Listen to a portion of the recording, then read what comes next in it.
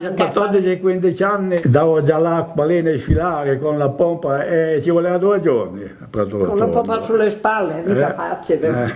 Andavo a facciare un pezzo di prato così e poi alle 8 così facevo colazione e poi andavo a vedere l'acqua. E guarda che a Patrotondo la luce elettrica si è messa nel 43. Prima col petrolio, vicino al petrolio, poi sono uscite le acetilene col carburo, facevano già più chiaro, un chiaro più bello. No? E si è poi interessato mio padre e c'era una novella che faceva l'elettricista, ciclista, faceva tutto. E allora mio padre è andato a Torino insieme a quello lì, ha comprato i fili d'alluminio. Poi sono andati nei boschi lì e hanno tagliato i pali di Gaggia. Ha fatto la linea, ha passato alla Cassina Nuova, sono a Patrotondo, poi è andata ai Merli. E una linea fatta così, per nostro conto, così. Ci hanno lasciato attaccare lì e pagava forse. Ero bambina, saltavamo per il cortile tutti contenti a vedere chiaro la sera, così. Ma prima non c'era con sti lumi, non c'era l'acqua in casa, correvamo tutto il giorno al pozzo col secchio. Cosa fai con un secchio d'acqua? Non avevi ancora portato il secchio, era già vuoto, correvi di nuovo. Adesso vai nei locali pubblici, c'è il sole come adesso, tutto acceso. Una volta eravamo in 6 fratelli e 2 sorelle. E i più giovani allora sono andati via. Hanno studiato, quelli sono andati via, hanno fatto bene andare via, perché quegli anni là alla Fiat il lavoro c'era, si trovava il lavoro alla Fiat e voilà. Quando passi 5-6 anni che raccogli niente, non c'era assicurazione, non è niente, forse si riusciva un po' a vivere perché la gente aveva 2 galline, 2 conigli. Nel 51, 57 ha portato via tutto, guarda il 51 a Patrotondo è grandinato 16 giorni, siamo stati 2 o 3 giorni lì così, è asciugato un po', abbiamo dato un po' di acqua a questi pezzi lunghi così, al verderame. Poi ci siamo messi a tagliare il grano, 21 giorni di fila, poi il grano non abbiamo fatto niente, baracche.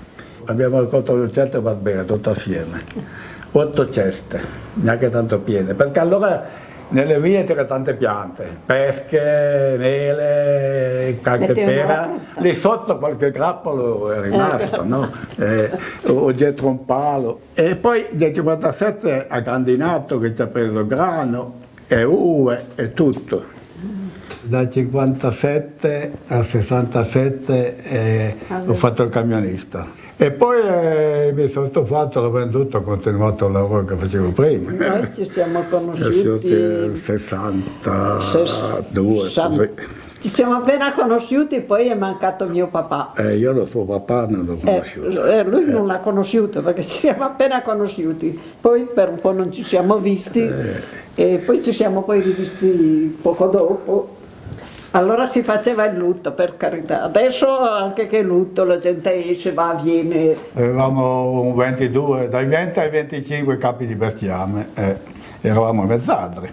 Il vino noi si è sempre vendute le uve, erano più o meno metà dolcetto e metà barbera. Nebbiolo niente allora, quegli anni là.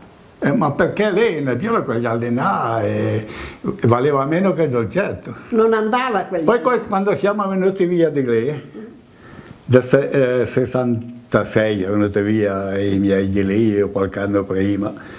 Nel 72 abbiamo comprato una vigna che era su 6 giornate. Erano quasi tutte viti, quasi tutte nuove. Né? E le dico che nel 72 è stata un'annata pessima, no? Era il primo anno, siamo arrivati all'autunno e da cosa ne facciamo di queste uve? Non sapevamo cosa farne. Le abbiamo portate a Castagnito, queste uve, e abbiamo preso i soldi all'estate dopo, o prendere i soldi, 1650 lire al milligrammo, o prendere il vino. Ma cosa ne facete quel vino lì? Quel vino lì non era dato a fare il barolo, si fa del vino da tavola, che non è né dolcetto né barbera, è il vino da tavola. La vendemmia era un altro lavoro, si faceva sempre due qualità di uve, no? Le più belle da una parte, le più brutte nel secchio dall'altra. E quando è così, anche quelle che metti insieme le buone, non sono tanto buone, capito?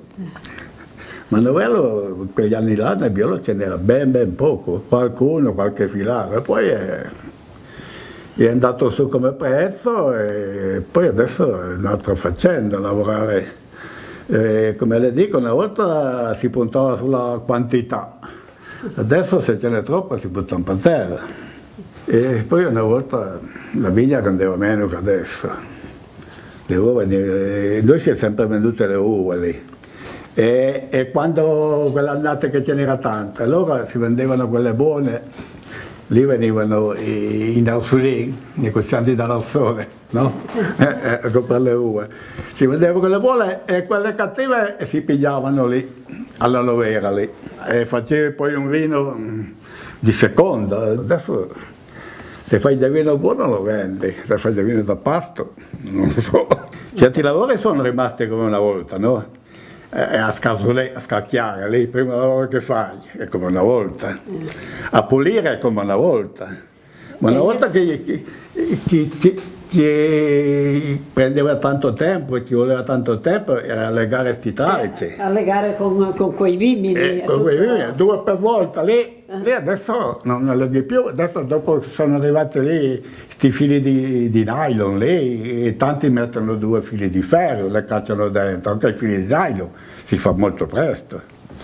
Adesso i filari hanno più, germogliano di più che una volta, no? Hanno più vegetazione, una volta già si seminavano i filari, poi il concime non se ne metteva quasi niente, c'era meno da fare. Adesso, prima che si mettessero a cimare, era un lavoro a chinarle giù, perché sono alti. Secondo me a cimarle il legno matura meglio. Quando si tirava giù sti tralci ce ne faceva dei cosi così, no? C'erano belli patta ma in mezzo marcivano. Poi quando andava a portare il legno era mezzo secco lì. Non serviva più, per delle gemme ce n'era già basta sotto. Poi nel 72 abbiamo comprato quella vigna lì, che poi adesso è rimasta mio fratello più vecchio, poi lui non aveva tanta salute. C'è solo un figlio in campagna non va e l'ha venduta. Nella vita uno, se vedesse un po' più avanti,